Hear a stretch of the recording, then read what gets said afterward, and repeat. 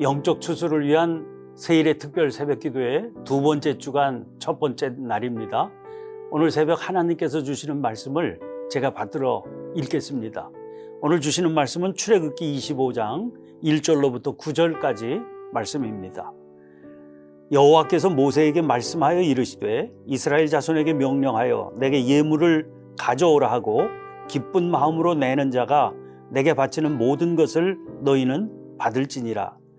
너희가 그들에게서 받을 예물은 이러하니 금과 은과 놋과 청색, 자색, 홍색 실과 가는 배실과 염소털과 붉은 물들인 수량의 가죽과 해달의 가죽과 조각목과 등유와 관유에 드는 향료와 분향할 향을 만들 향품과 호마노며 에봇과 흉패에 물릴 보석이니라. 내가 그들 중에 거할 성소를 그들이 나를 위하여 짓되 무릇 내가 네게 보이는 모양대로 장막을 짓고 기구들도 그 모양을 따라 지을지니라. 아멘.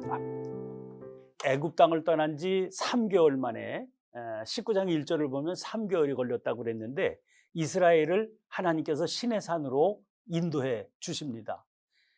그리고 거기서 먼저 10계명을 허락해 주시고 이어서 이스라엘이 지켜야 될 구체적인 계명들을 주십니다. 그에 대해서 백성들이 이렇게 응답합니다. 출애굽기 24장 3절 4절 말씀입니다.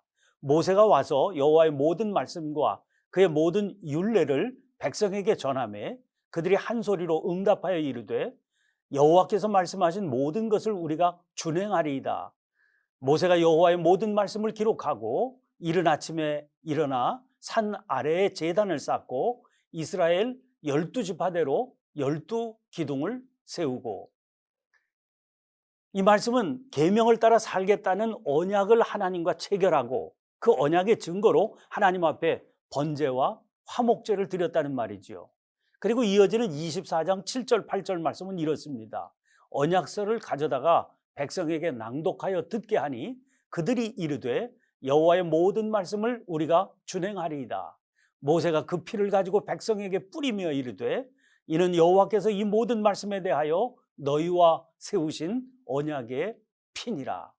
그러니까 언약서를 백성에게 낭독해주고 다짐을 받은 것은 앞으로 누구도 이 언약의 내용에 기록된 이 사실을 부인하거나 파기해서는 안 된다, 그런 다짐을 받은 것이죠. 그리고 그 피, 즉 이 모든 말씀에 대해서 그들과 세우신 언약의 피를 뿌린다는 겁니다. 그러자 이때 여호와의 영광이 시내산 위에 머무르고 산 위에 여호와의 영광이 이스라엘 자손의 눈에 맹렬한 불같이 보였다, 그렇게 말씀합니다.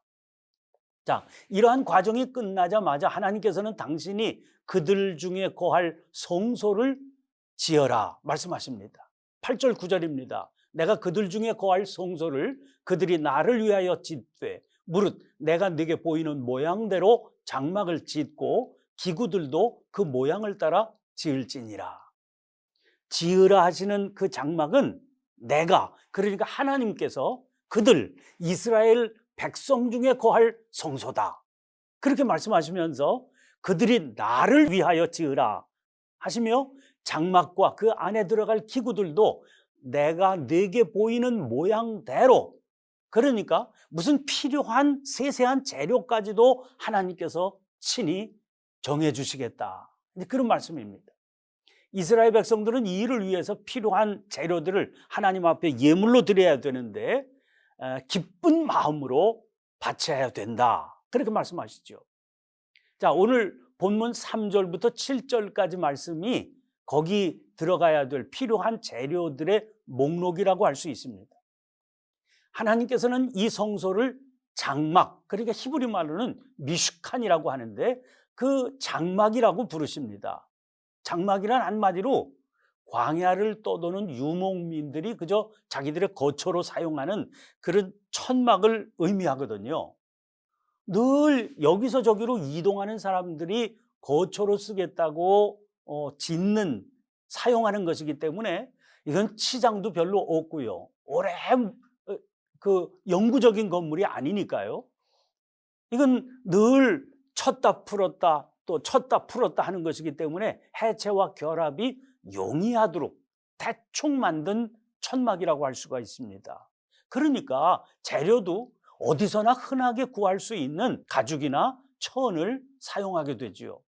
그런데 하나님께서 지으라고 하시는 그 성소는 하나님께서 말씀하시기는 장막이라고 하셨는데, 근데 이건 다른 장막하고는 전혀 다른 겁니다. 성소로 사용될 장막의 건축과 관련된 내용이요, 출애굽기 25장부터 31장까지, 그리고 35장부터 40장까지, 그러니까 전체 그 건축과 관련된 내용이 장수로 총 13장이나 기록이 되어 있습니다. 여러분, 창세기에서 천지를 창조하신 그 내용이 창세기 1장과 2장에 기록이 되어 있거든요. 아니, 천지 만물을 지으시는 그 내용도 2장에 불과한데, 아니, 이 장막을 짓는 일과 관련해서는 13장이나 되니까 굉장히 방대한 내용이라 그렇게 볼 수가 있습니다. 그만큼 내가 내게 보이는 모양을 하나님께서 상세하게 설명을 해주시고요, 시공 과정도 아주 상세하게 기록이 되어 있습니다. 자, 25장부터 31장까지 그 내용이 말씀으로 하나님께서 설명하신 설계도의 내용이 수록된 겁니다. 근데 우리 25장만 보시면 제일 먼저 증거궤에 대한 내용이 10절부터 22절까지, 또 진설병을 두는 상의 설계에 대한 것이 23절부터 30절까지, 또 등잔대와 기구들에 대한 설계가 31절부터 40절까지 이렇게 계속 이어서 등장을 하게 됩니다. 거기 읽어보면 재료와 치수 또 모양까지 아주 상세하게 설명이 되어 있는 것을 볼 수가 있습니다. 일반적으로 우리가 무슨 건물을 지을 때 설계자를 선정하게 되지요. 그럼 그 설계하는 사람은 건축을 하는 그 주인하고 대화를 나누게 됩니다. 그래서 그 건축주의 의도는 어떤 건물을 짓고 싶은지, 그리고 또 예산은 어느 정도를 생각하는지, 그 건축주의 형편, 그 의도, 이런 것들을 잘 대화를 하면서 들으면서 그걸 중요하게 취급하게 마련입니다. 왜 그런 거 아니? 건물을 아무리 잘 짓고 싶어도요, 형편을 반영하지 않을 수 없지 않습니까? 무한대로 돈을 들여서 지을 수는 없는 일이니까요. 그러면 지금 건축을 해야 될 이스라엘 백성들의 형편은 어땠을까요? 비록 애굽을 빠져나올 때 애굽 사람에게 은금 패물과 의복을 취해서 나왔다, 성경은 그렇게 기록하고 있는데요, 아니, 종노릇하던 사람들이 급하게 빠져나올 때 아무리 하나님께서 도와주셨다고 그래도 형편이 뭐 그렇게 넉넉하지는 않지 않았을 거 아닙니까? 거기다가 지금 여기 이스라엘 백성들이 거하고 있는 데가 광야 아닙니까? 그 광야는 아무런 생산 기반을 기대할 수 없는 그런 장소지요. 또 게다가 이 생활이 과연 앞으로 얼마나 지속되어야 할지 알 수 없는, 그러니까 불안하기 짝이 없는 형편입니다. 이런 때는 호주머니를 자꾸 닫게 돼 있지 않습니까? 형편을 절약하고 줄여야 되게 생긴 그런 환경이지요. 근데 하나님께서는 이스라엘 백성들의 의도나 형편 이런 걸 전혀 묻지 않으십니다.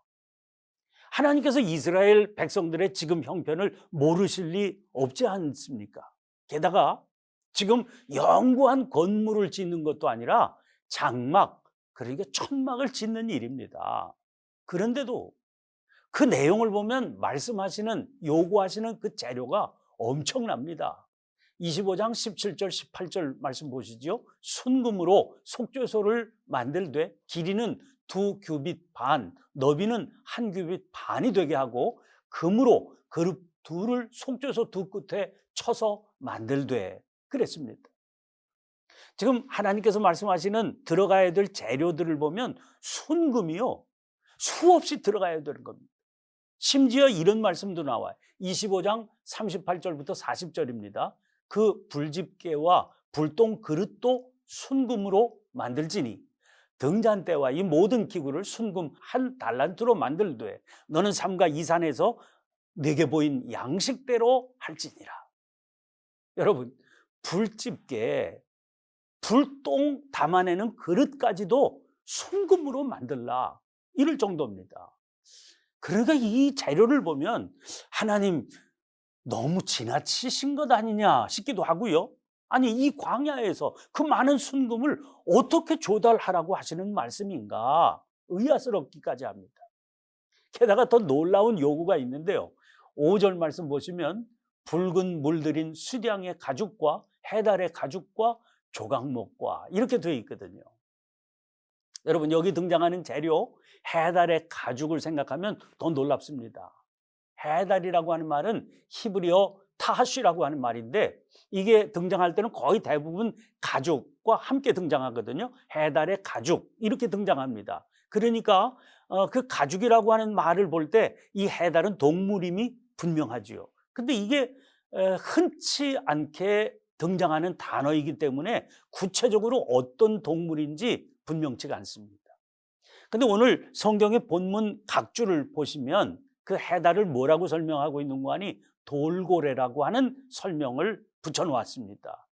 왜 이렇게 돌고래라고 해석을 해놨는 거 아니? 아라비아어로 투하스라고 하는 말이 돌고래라고 하는 말이거든요. 그래서 어감이 비슷하기 때문에 아마 이건 그 아라비아어 투하스의 그런 히브리적인 표현일 거다, 이렇게 생각을 해서 돌고래로 설명을 하고 있는 거죠. 아무튼 이 해달의 가죽은 나중에 지을 때 보면 언제 사용되는 재료냐 하면 성소를 보호하는 가장 외부 바깥의 덮개로 사용할 재료입니다.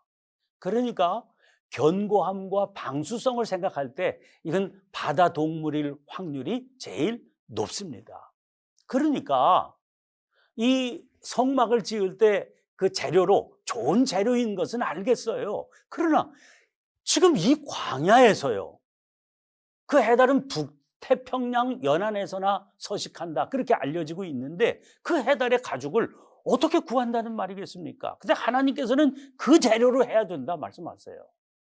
양가죽 안 되고 염소가죽 안 되고 반드시 해달의 가죽이어야 된다, 이렇게 못을 박으시는 겁니다. 그런데 여러분, 결과는 어땠을까요?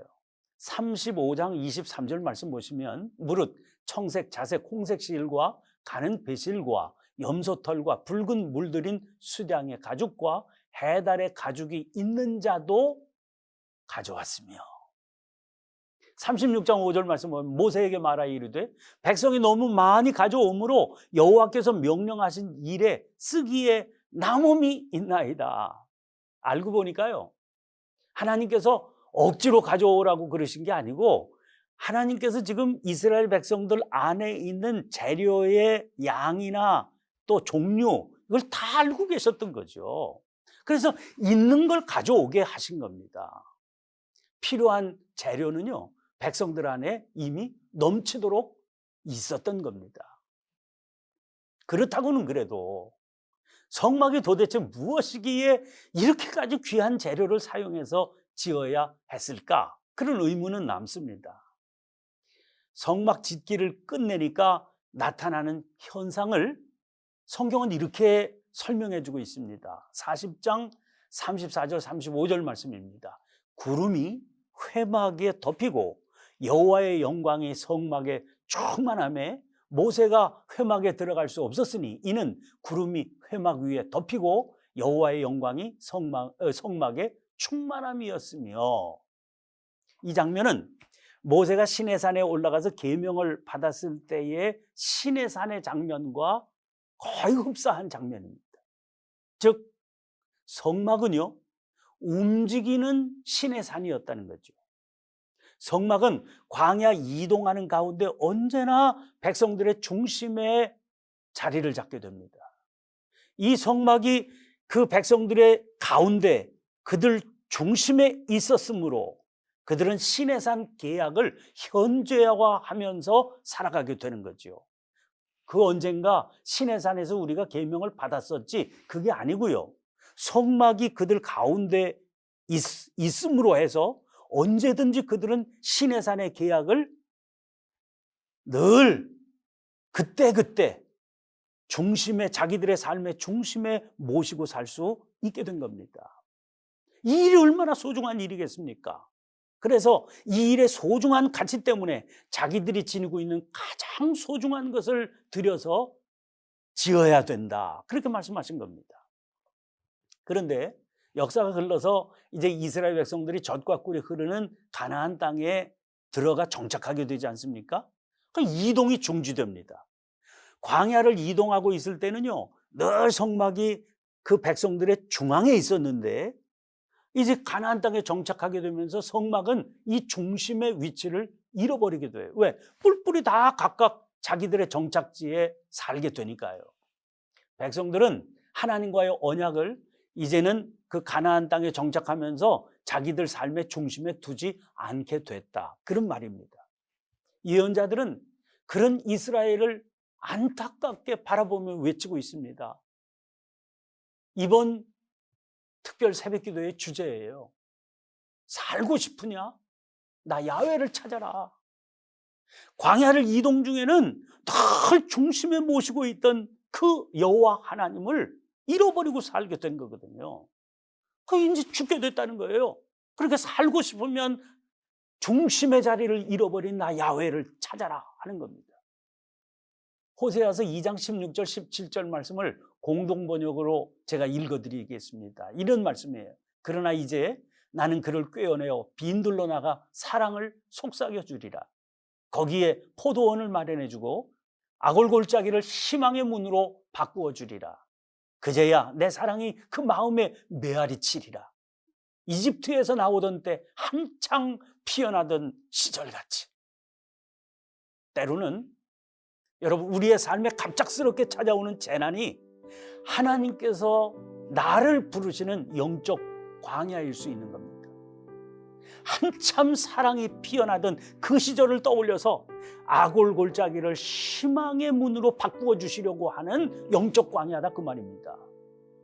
갑작스럽게 우리 앞에 전개되고 있는 코로나19 바이러스도 그 부르심은 아닐까, 기도 중에 이런 생각을 해보게 됩니다.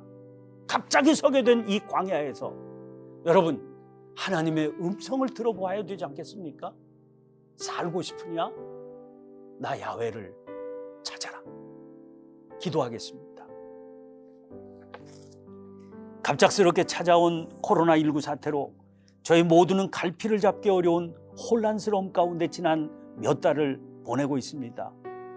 그러나 이 일이 있기 전에도 저희들의 삶은 큰 혼란 가운데 있었던 것이 아닌지 살펴보게 해주시니 감사를 드립니다.